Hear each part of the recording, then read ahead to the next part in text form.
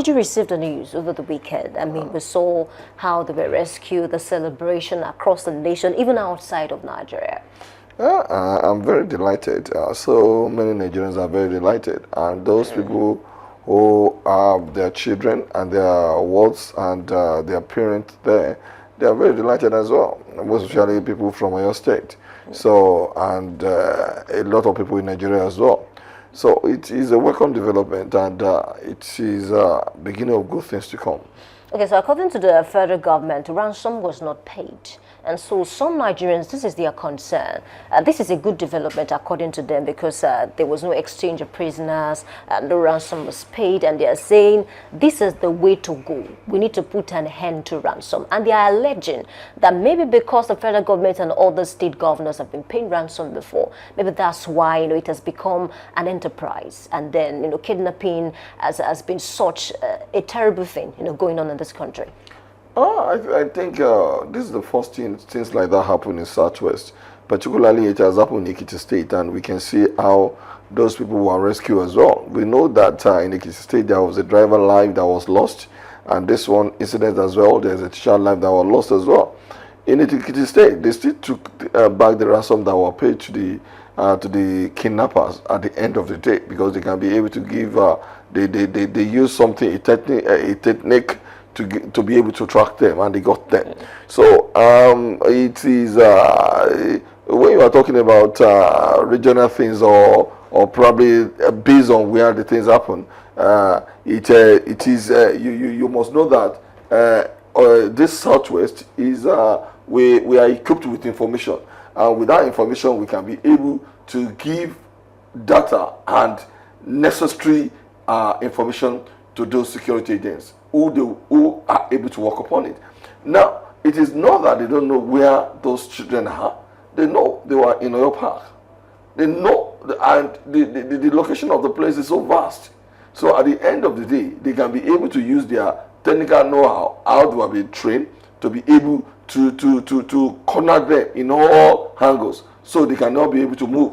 So that alone it gives them much work to work upon. They know particularly the area they are, so all they need to do is to block all the entries, and that is what they did. And but some of those kidnappers escaped. So if truly the security operatives blocked all the escape routes, how come some were able to escape? Yes, we are told some are being able to escape, but we are not. It is not verifiable. Let's be sincere with ourselves. Because the way the security, the security operator said is not. Yes, that is what I'm saying. For those people who are captured, they are going to have their. I mean, in one way or the other, probably their phone, and they know how they are going to be able to trace those people who are escaped as well. Some can be able to escape. For the fact that all the children were being rescued and the teachers as well, that is a very clear law. Whatever the security agents are going to do when you are talking about those that fails, it is different ball game. Okay, now let's talk about the demands of the kidnappers even before the rescue. I think according to security operatives, certain about 2 kingpins were arrested last year, and that's Mahmoud Mohammed Usman, also known as Abu Bara, and of course who is the leader of the Ansaru terrorist group, and we have Abubakar Abba, deputy leader of Ansaru. And then these people were saying, you need to give us our people. That's the leaders. And then according to reports, even the United States or United Kingdom are looking for these 2 individuals, because they have done a lot in terms of terrorism, banditry and kidnapping. And now that we still have these people in custody, how do we manage the situation? Because according to the expert, they said the major reason why these people were kidnapped is because they wanted to bargain for the release of their leaders. Yeah, I think that is where they got it wrong. They would have done it in any other place apart from Southwest. But when you are talking about how we do a lot of it is easy to have intelligent gathering in Southwest, because a lot of people know themselves. Even when we have Hamlet in a village, people still can be able to know who are those who are probably not part of them for a very long time. You are talking about strangers. But when you are talking about other places where they brought all this kidnapping, it's a different ballgame. The land was masked, and again, when you are talking about how they can be able to relate with peasants who are there, who can be able to give them normal information. It is different. It's different from our place.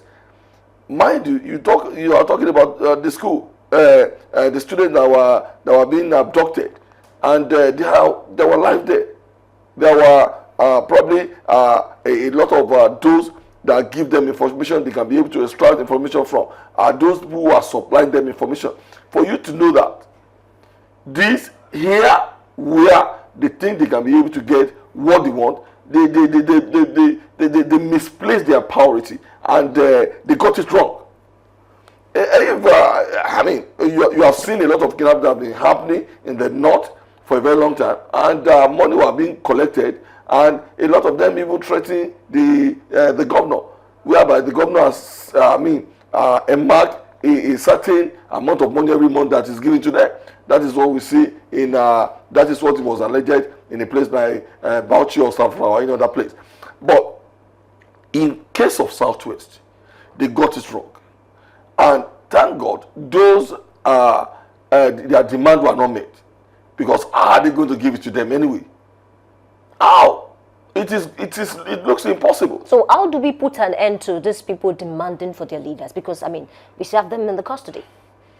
This is, a lot of them have watched film, probably American film, how they do bargaining. You have seen what is happening in America when you are even talking about Taliban, how they can be able to do some bargaining when you are talking about their leader. It has been on the table for a very long time when you are talking about developed world. Probably that is what they want to copy. But when they want to copy it, how are they going to deliver? These people they talk about, are they in the prison of your state? That's the question. But for you to know that our prison is now getting equipped as well, it's getting fortified. But before, they would have struck any prison that those people were being kept. They did that actually. Are you aware of the Kuje prison attack? I mean, that was one. Even beyond that, a lot of planned attacks. Kuje prison was attacked in Abuja, and they can be able to release some prisoner. I'm telling you about Southwest. I'm telling you as well, because according to report, this member, or let me say this group, tried so much to actually release their members. That's what I'm saying, that all our prison is being fortified right now. We knew when Abologo prison in Oyo State was attacked as well. But now, it is different ball game right now. Unlike before, they will just attack any prison. They are not going to do any kidnap. If they do any kidnap, they are going to demand for money. But before, they will go there and release their member. We have seen what happened in Okogi in the years past, whereby some of their members were released. But now, it is for you to know that Nigerian government is now fortifying its prison. That is why all those people mentioned cannot be released. It is a welcome development as well, because before it was a fanfare when they have to release prisoners all the time, because they believe they know what it takes or how they are going to be able to do it. But now, for them to be demanding a ransom of their exchange for a prisoner, that is when you are going to know that our Internal Affairs Minister is doing a greater job. All right, let's talk about the time frame now. Personally, when I received the news, I was really happy over the weekend because, I had to consider the motion, or let me say the feelings of the family members and things like that. But some Nigerians are not comfortable with the time frame because it took about 56 days to actually rescue these people. And then they are making reference to the fact that recently an American citizen was abducted, and then it took about 5 days, for the American citizen to get the person out. So what do you make of that? Because some Nigerians are not comfortable with the time frame, how long it took the federal government. Because, kudos to the federal government, kudos to the security operators, the army, the DSS, the police, Amotekun, because they did so well. They were able to rescue these people. But then we had, some persons died in the course of, trying to rescue these people. But then let's talk about the time frame. What do you make of that argument? Some Nigerians are comparing the 5 days that it took the American government to rescue their citizen, compared to this situation that happened in Nigeria. When I see a lot of people comparing America with Nigeria, I find it funny. Because a lot of our experts, when you are talking about security apparatus, they have been going to places like Sandals or America or United Kingdom to go and do a lot of study. And as of recent, when you are seeing Iran and United States of America war. We have seen that when a United States of America throw missile, it can cost like probably $40 million or $20 million. And when Iran does its own, it might even cost less than $20,000. You see, that is when you are going to know. Do you think Nigeria has that money to be able to budget for its defense? Let's be sincere with ourselves. You know the percentage of what has been budgeted for a place of America where you are talking about defense. So it's about money now. And we have seen that even America bullying NATO when a country like United Kingdom cannot be able to fulfill their obligations, because this is not cheap. And do we have that kind of money to develop all these machinery or all this equipment that we can be able to use? But we borrow for other purposes. Borrow or no borrow. That is what we are talking about. When you are talking about America, they know how to scan. We know they can be able to scan any place they want in the world. And they are going to see comfortable in a place like probably Ghana or any, and know what they can be able to do when it comes to Nigeria. We cannot compare ourselves. Are you saying we are not there yet in terms of intelligence system? I would say, there was a question, is this kidnapping banditry, is it a cause or a blessing? I would say it's a blessing in a way, because it gives our security agent more technical way of how to go and gather a lot of information out there. Because we are talking, how do you think they secure these people? It is intelligent gathering. They can be able to round up their family and their what? They can be able to say the same thing. The way they are treating Nigeria, that is the way Nigerians are treating them as well. For you to know that they are now developed, you will see a lot of security agencies sitting down and collecting salary just anyhow. Now, a lot of them are doing what they're supposed to have been doing for a very long time. And this is what we want. Because if we are not having this kind of problem, how are we? If you don't have problem, you don't know how to solve it. That is why I say this is the best, one of the best operations that was carried out so far in the history of Nigeria. And we have seen, and we talk about the time frame, we talk about a lot of things. We are not talking about those security agents that lost their life. I think I mentioned it earlier. Because their family are going to be in a sad mood right now. It costs Nigeria.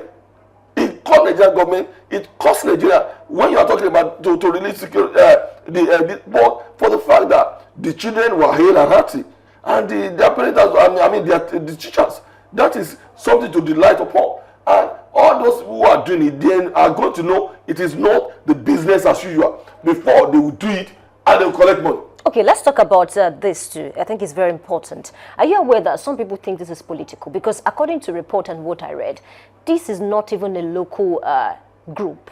It's an international terrorism, group. And then, according to the governor, I don't know if you've seen that video. He said he declared his bid to run for presidency. Let's assume today, and then tomorrow, the students and the teachers were abducted. What do you make of that statement? I think Sheyi Makine's statement sometimes is always reckless, because you have not known what has happened. You are predicting, or you apprehend what is going to be, what happened, and is what is against him right now, whether you like it or not. I heard that he was not even informed before these people were these abducted people were arrested, because you don't need to a secure situation. You don't need to play with, to turn into politics all the time. It shouldn't be political. Every answer has to be on deck. When you are talking about security matters, it has nothing to do with government alone. If people doesn't feed government the right information, they cannot be able to act. You have seen what is happening in a place like United Kingdom, whereby you are going to see all those old women, they give most of the information than any other people. And when you go on train, when you go on bus, you are going to see, when you see seen it, say it, that whatever you see, you have to give the government, the security apparatus, security agents, you are going to feed them with information. It's only the information that they can be able to act upon. You cannot just think that they are a magic wand that they are going to use. But Sheyi Makinde turning it to political, I think is reckless, and it is not well done.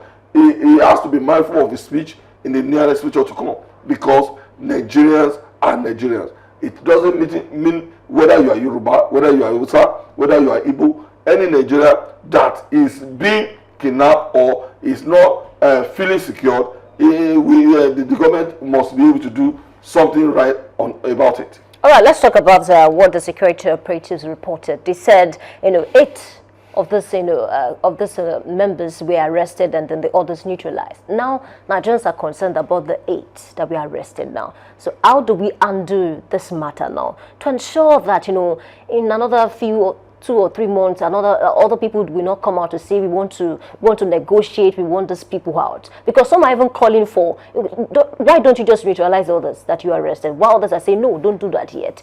Can you hold on? Let's not be rash. Where do you stand in this? I know something better is going to come out of it, because all these people are going to divulge a lot of information, since a lot of their family members were known, and I believe these 8 are going to be well known to others, and they can be able to give information on them.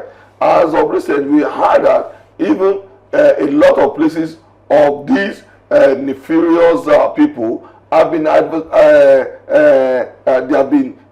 have been known from probably Kwara to the north or any other places, and they have located a lot of where there are black spots, and I think the security are working on it, how they are going to be able to fish these people out. They have been working silently. They don't need to divulge information. When every Nigerians are crying about these abducted peoples, we don't even know what the government has done. We have not known how far they have gone. And it was when they were rescued that we know. And these people cannot just be giving us information because of emotion or any other thing to be able to feel about. And I believe there is going to be better information being extracted from these 8 arrested the kidnappers.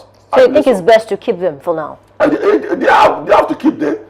I mean, they are going to pay the price, and when they pay the price, they must be able to extract some information from them before they can be penalized accordingly. Okay, so how do we dismantle the system? I'm talking about terrorism, banditry, because I mean, at the rescue, a lot of persons applauded the government, the security operatives, but then how can we put an end to this?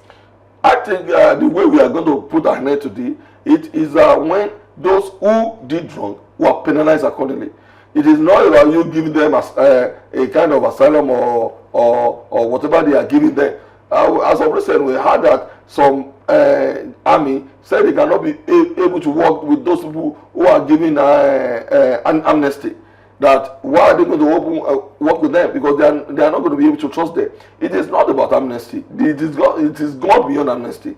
Anyone that is being catched or arrested must be punished. Even if it's going to, I wish a lot of our states, there are some few states that counted kidnapping as a death penalty.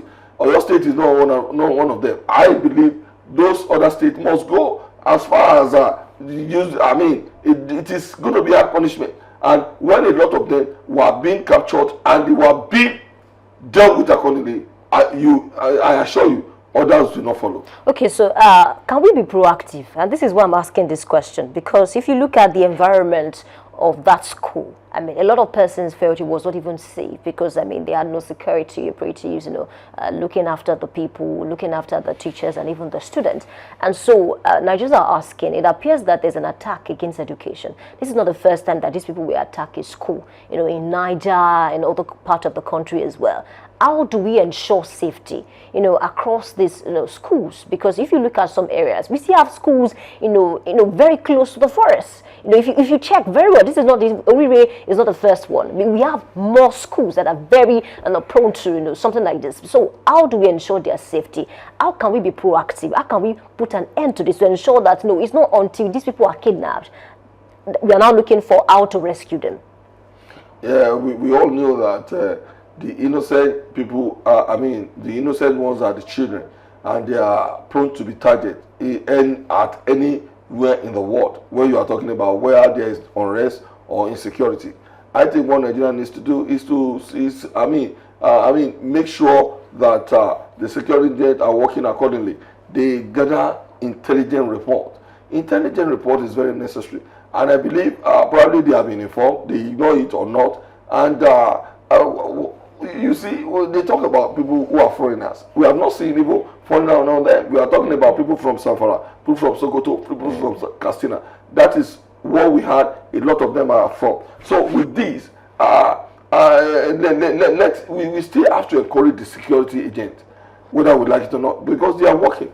You have seen in the social media when they are attacking these people, how a lot of them lost their life. There's a lot of killing that has happened when you are talking about a lot of armed generals.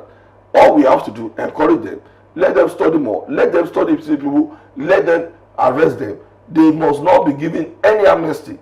Anybody that offended must be dealt with accordingly, because when you give them amnesty, they are going to still be doing it more. Okay, let's talk about ransom now, because according to the federal government, ransom was not paid. But then, according to reports, it was alleged that some governors still pay ransom because they want to rescue, their people. So how can we ensure that even governors follow suit? Because I mean, that's a major way of putting an end to all of this, because it has become an enterprise. So if the federal government can do this, get the people out without paying ransom, how can we also ensure that the governors will also follow? What is happening in the north is more than ransom. Oh. So some of them are being budgeted, they are being captured in their budget. That is how bad as it is. But with the arrest of Finance Commissioner in Bauchi State, who has been helping the federal government or the security agent, when you are talking about how the governor of Bauchi is dealing with them, you are going to know that this is going to discourage other governors from following suit. A lot of them have known that now, and they will be so careful when they are dealing with all these terrorists, because they must not be forgiven. They must be dealt with according to the law of the land, and be rest assured. A lot of them will have been discouraged now from paying all this mandate. Okay, I think it's a fine place to leave the discussion. A big thanks to you, Honorable Molaji Olaoye, for being a part of this discussion. We hope that this will help us to solve insecurity permanently. It will not just end here, because I mean we still have other persons in captivity across the nation. Are we safe as well? We are not. So we are going to be praying so they can be able to know what to get their priority right, so they can secure a lot of Nigerians at their home or their workplace. All right, that's a good one as well. A big thanks to you for being a part of today's big story, and a big thanks to Honorable Molaji Olaoye, APC Steward, for joining us as well. Thank you for being a part of the Break Live this morning. My name is Oluwayemi Adelakum. But then, we still need to conclude the program, and of course, I know we'll join me on set very soon. Please stay with us. We'll be right back.